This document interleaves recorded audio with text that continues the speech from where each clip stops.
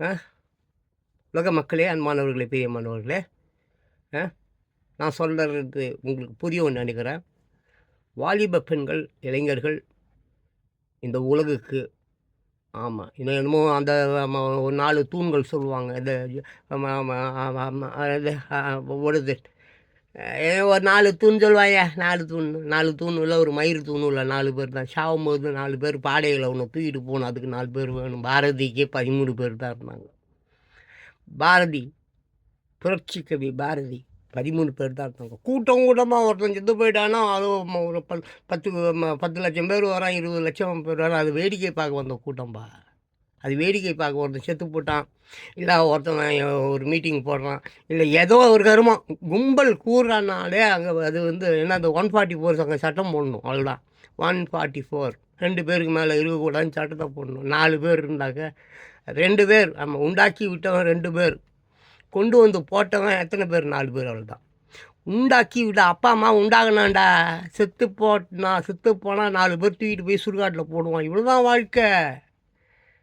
ஆனால் இந்த வாழ்க்கையில் எப்படி வாழ்கிறோம் என்பது தான் முக்கியம்.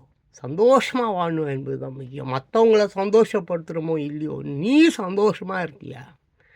உன் மனசு ஆரோக்கியமாக இருந்ததா? நீ ஆரோக்கியமான செயல்களை செஞ்சியா? நோய் நொடி இல்லாமல் இருந்தியா? கை கால்கள்லாம் அழகாக இருக்கா? நகத்தில் கூட எனக்கு புண்ணு வந்தது இல்லைப்பா. 62 வயசாச்சு. இந்த ஷோரி, ஷரங்கு, புண்ணு, படை, கிட்டை என்னென்னமோ சொல்கிறாங்க. கருமை எனக்கு வந்ததே இல்லை. ஆமாப்பா, எப்பயோ 1 2 முறைகள். இத்தனைக்கும் நான் ஊர் சுற்றணும் பிச்சைக்கார பையன். ஃபுல்லாக வீட்டில் கோச்சிங் போடுவேன். எங்கள் அப்பா அம்மாட்ட கோச்சிங் போட்டுட்டா எந்த ஒரு திருட்டு ட்ரெயின் தான் பாட்டு போயினே இருப்பேன். எங்கெங்கேயோ போயிருக்கேன். டெல்லி கில்லி, பாம்பே கீம்பே, அது இது பார்டரு கீடு, கங்கை மயிறு, மண்ணாங்கட்டி, லொட்டு லொசுக்கு எல்லாம், குளம் குட்டை, பீச்சு கீச்சு, கடல் தான் என் மாதா.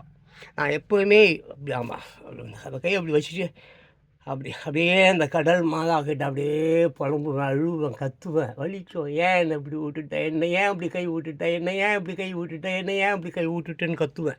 அதுக்கு தான் கத்துவேன். அதுக்கப்புறம் இப்போ வீடியோவில் கத்துறேன், அது வேறு விஷயம். முன்னெல்லாம் சொல்கிறேன், சிறு பிள்ளைகளில் அப்படி ஓடிடுவேன்.